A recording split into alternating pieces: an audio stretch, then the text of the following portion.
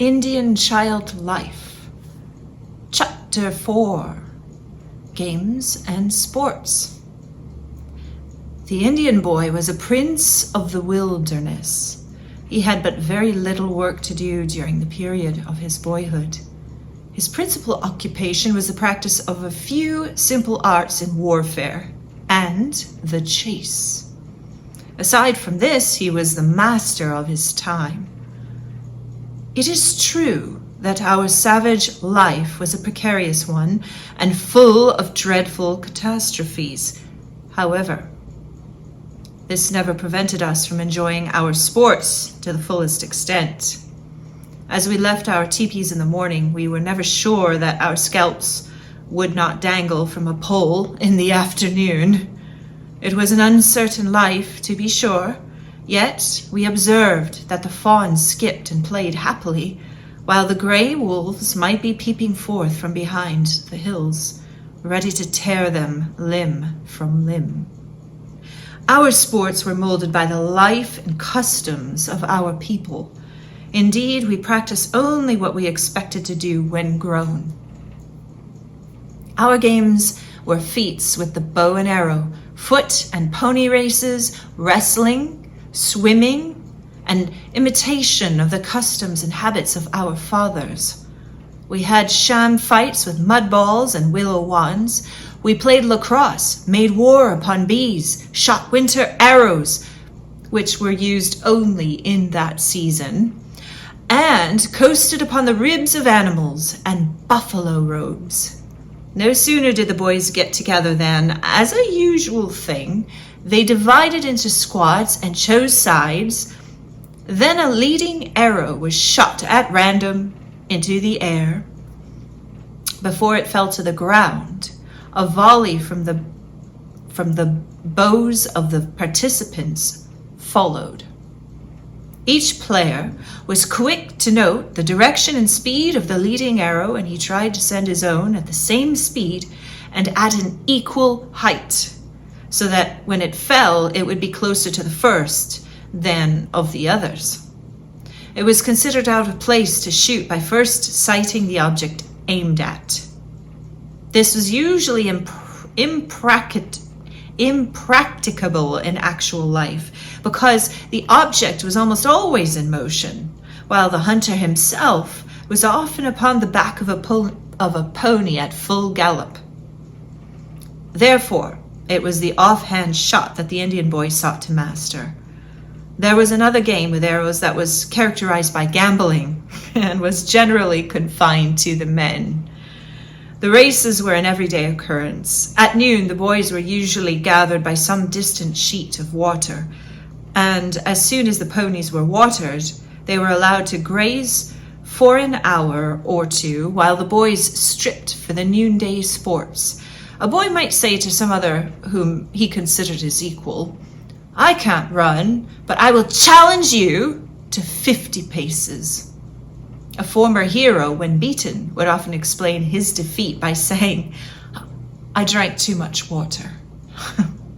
Boys of all ages were paired for a spin, and the little red men cheered on their favorites with spirit.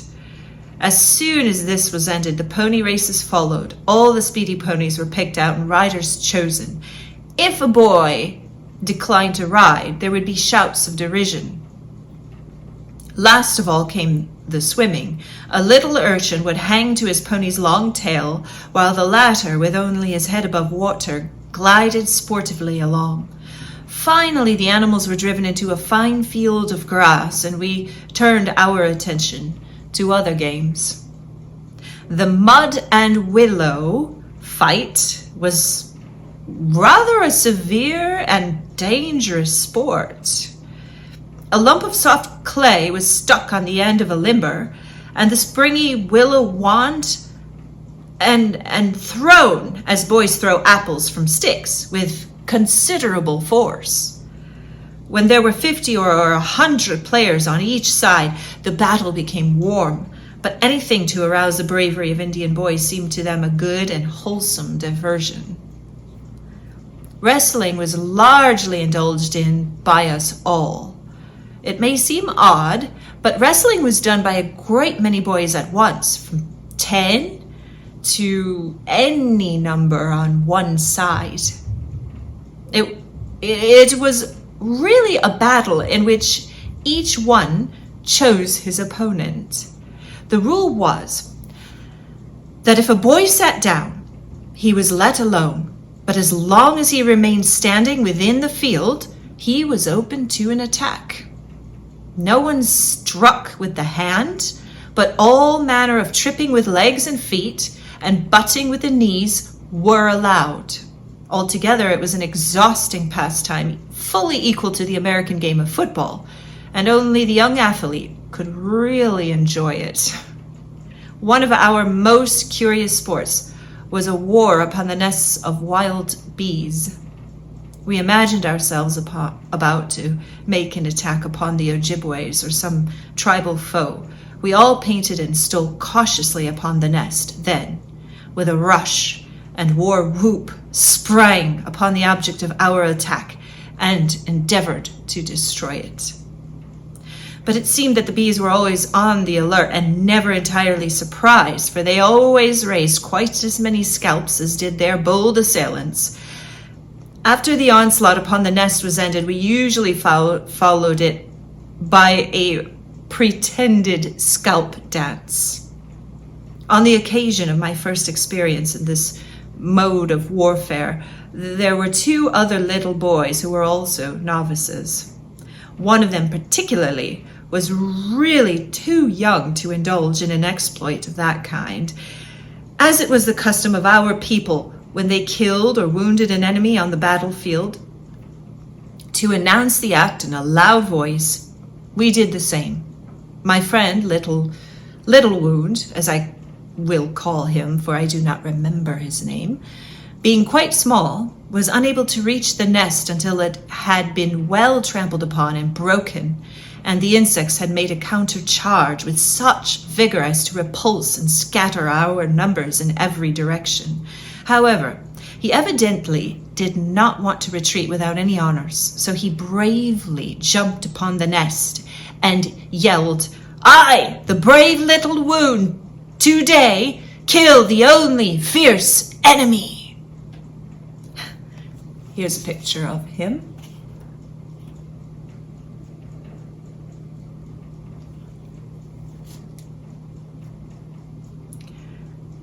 So bravely jumped upon the nest is the caption for that photo. Scarcely were the last words uttered when he screamed as if stabbed to the heart. One of his older companions shouted, "Dive into the water! Run! Dive into the water!" For there was a lake nearby. This advice he obeyed. When we had reassembled and were indulging in our mimic dance, Little Wound was not allowed to dance. He was considered not to be in existence. He had been killed by our enemies, the bee tribe. Poor little fella. His swollen face was sad and ashamed as he sat on a fallen log and watched the dance. Although he might well have styled himself one of the noble dead who had died for their country, yet he was not unmindful that he had screamed, and this weakness would be apt to recur him to many times in the future. We had some quiet plays, which we alternated with more severe and warlike ones. Among them were throwing wands and snow arrows. In the winter we coasted much. We had no double rippers or toboggans, but 6 or 7 of the long ribs of a buffalo, fastened together at the larger end, answered all practical purposes. Sometimes a strip of basswood bark, 4 feet long and about 6 inches wide, was used with considerable skill.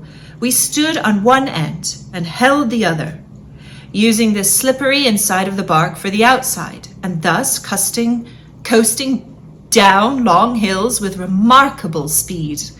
The spinning of tops was one of the all-absorbing winter sports. We made our tops heart-shaped of wood, horn, or bone. We whipped them with a long thong of buckskin. The handle was a stick about a foot long, and sometimes we whittled the stick to make it spoon-shaped at one end. We played games with these tops, 2 to 50 boys at one time. Each whips his top until it hums. Then one takes the lead, and the rest follow in a sort of obstacle race. The top must spin all the way through. There were bars of snow over which we must pilot our top in the spoon end of our whip. Then again, we would toss it into the air and on to another open spot of ice or smooth snow crust from 20 to 50 paces away. The top that holds out the longest is the winner.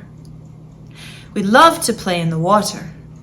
When we had no ponies, we often had swimming matches of our own, and sometimes made rafts with which we crossed lakes and rivers.